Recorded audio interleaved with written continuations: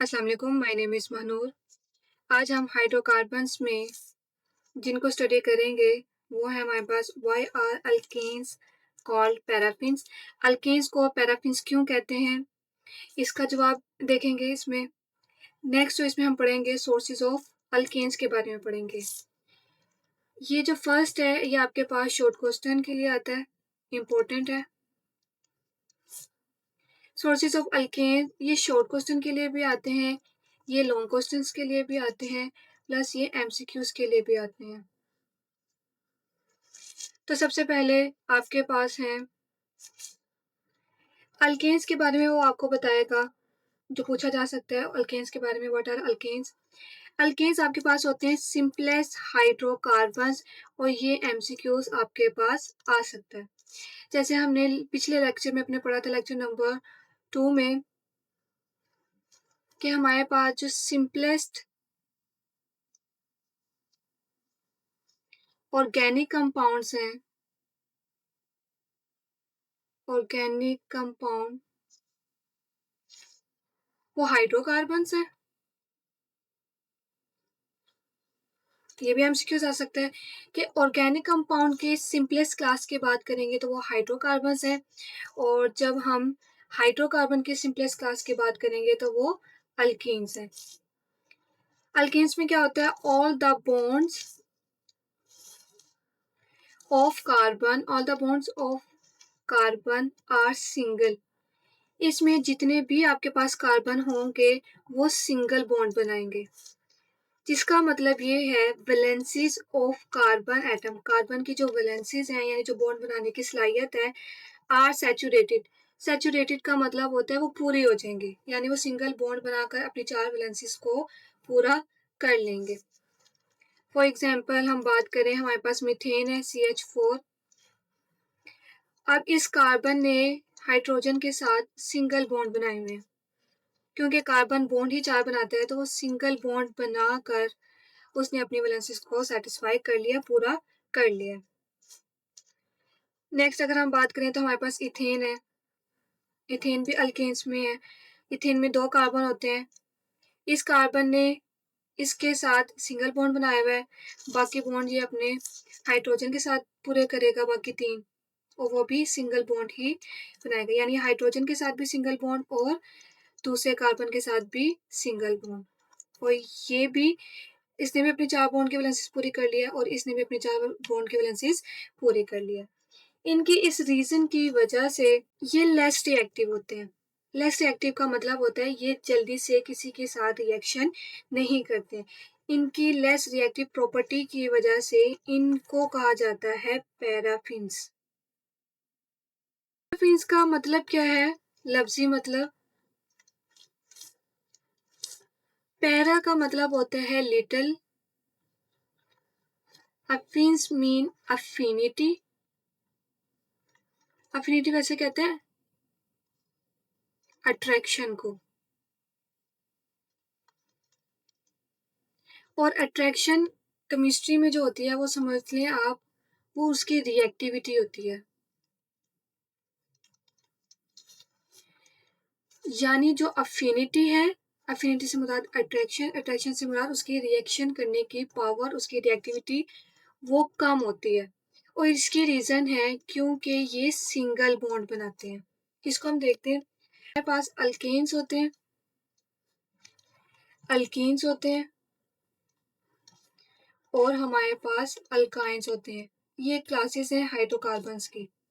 Alkanes की अगर हम बात करें, इसमें भी कार्बन और हाइड्रोजन होता है, इसमें भी कार्बन और हाइड्रोजन, इसमें भी कार्बन और हाइड्रोजन, यानी इन सब में एक चीज सेम है, कार्बन और हाइड्रोजन। पर अल्केन्स में सिंगल बॉन्ड पाए जाते हैं। इसका डिफर ये है कि ये डबल बॉन्ड होते हैं इसमें, और इसमें ट्रिपल बॉन्ड होते हैं। हमारे पास केमिस्ट्री में बॉन्ड जो होते हैं वो 2 तरीके के होते हैं। एक होता है हमारे पास पाई बॉन्ड, इसको पाई बॉन्ड कहते हैं। एक होता है हमारे पास सिग्मा बॉन्ड।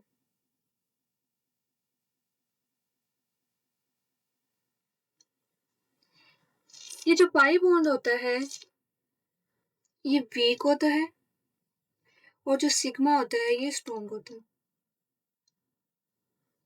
अगर हम अल्केन्स की बात करें, अल्केन्स के पास ये सिंगल बॉन्ड है, दैट्स मीन ये सिग्मा बॉन्ड है और ये एक स्ट्रॉन्ग बॉन्ड है, तो इसको तोड़ना बहुत मुश्किल होता है, इसीलिए इसकी रिएक्टिविटी कम है।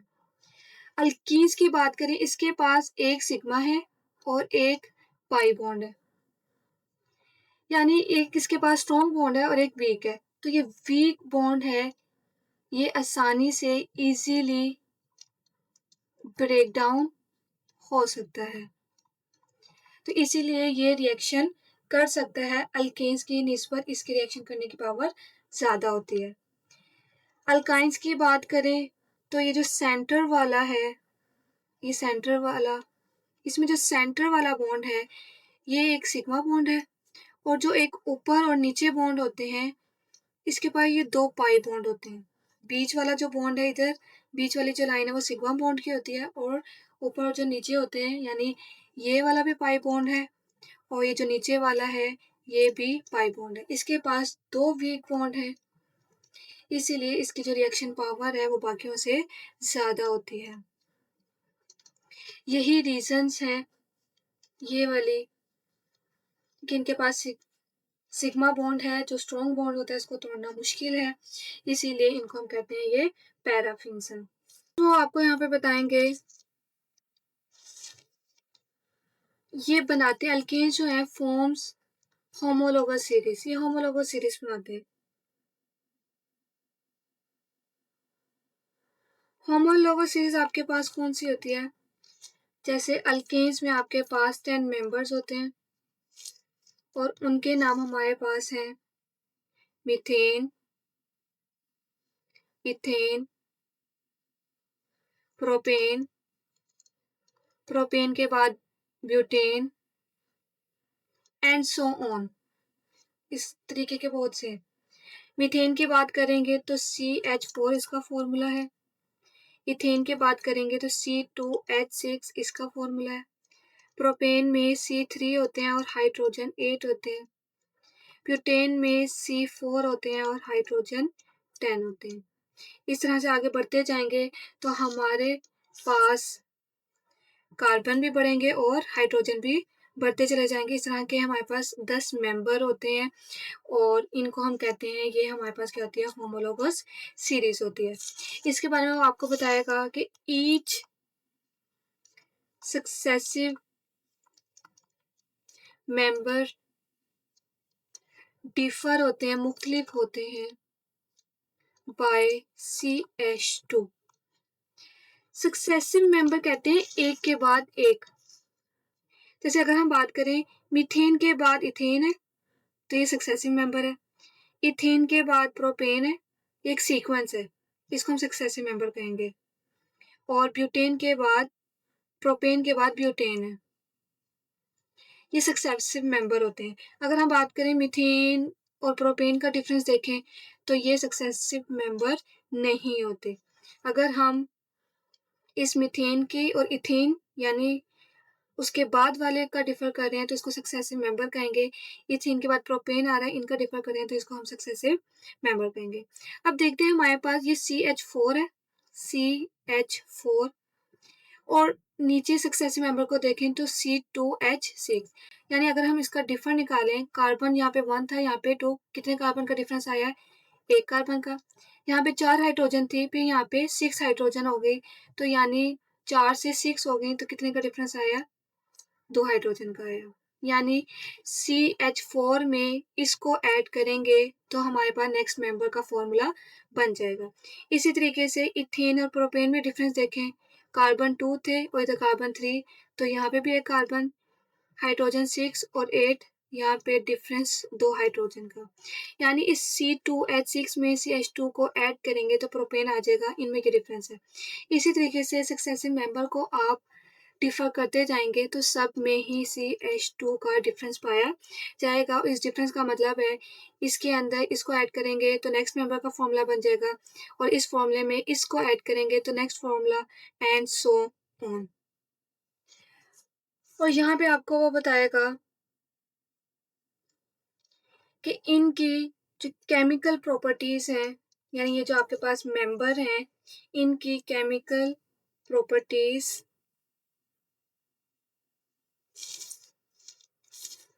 सेम होती हैं।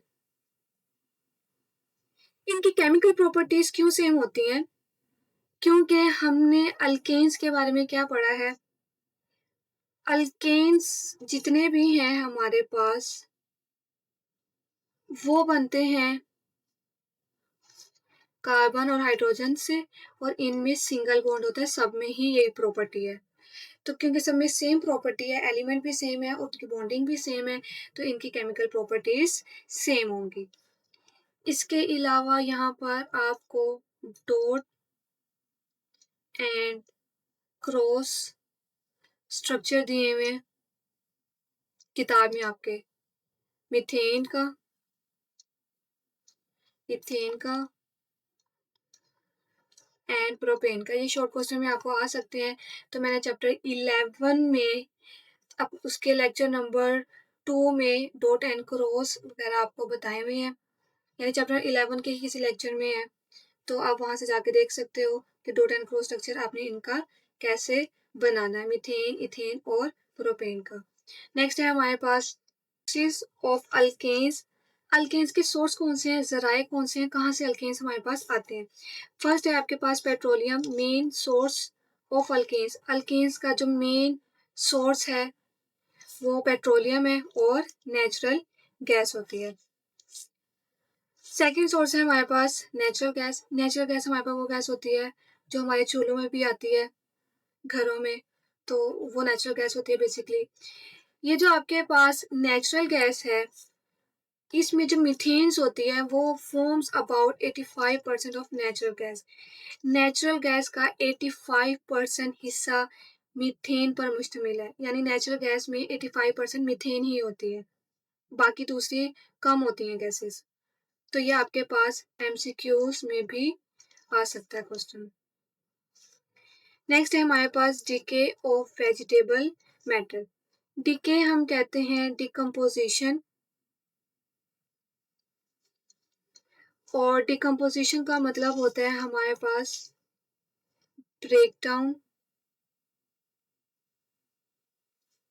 ऑफ मैटर, किसी भी चीज की ब्रेकडाउन, और ये कौन करेगा?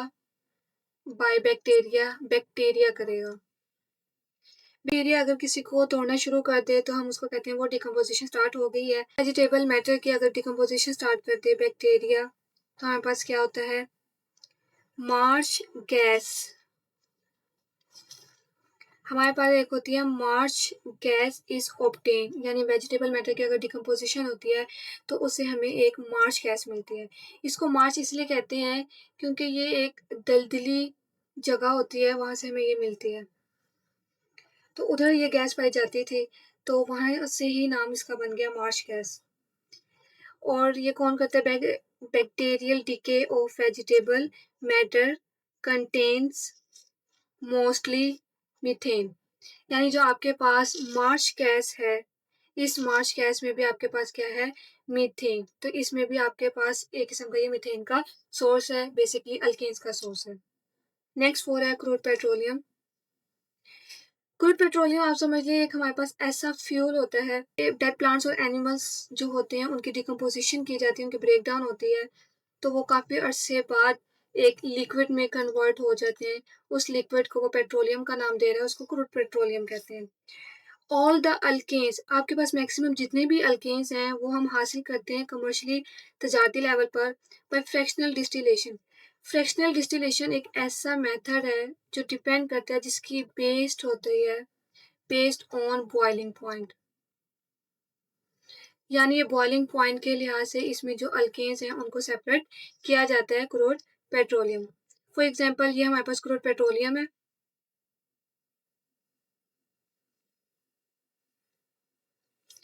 इस क्रूड पेट्रोलियम में हमारे पास अल्केन्स होते हैं, बहुत ज़्यादा अल्केन्स होते हैं।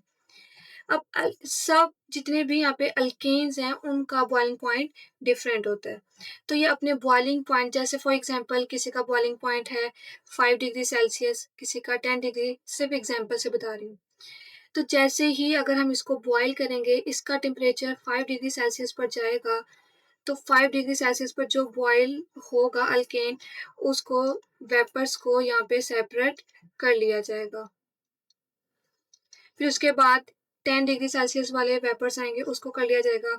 और आपको पता है इन वेपर्स को अगर हम ठंडा कर दें तो ये लिक्विड में कन्वर्ट हो जाते हैं। तो इसी तरीके से हमारे पास अल्केन्स आते हैं।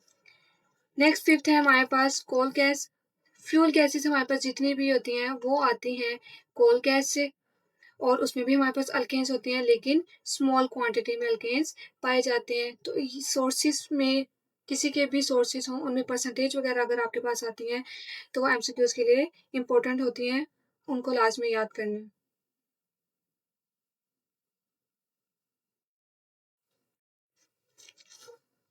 नेक्स्ट सिक्स सोर्स है हमारे पास डिकम्पोजिशन। किसकी डिकम्पोजिशन?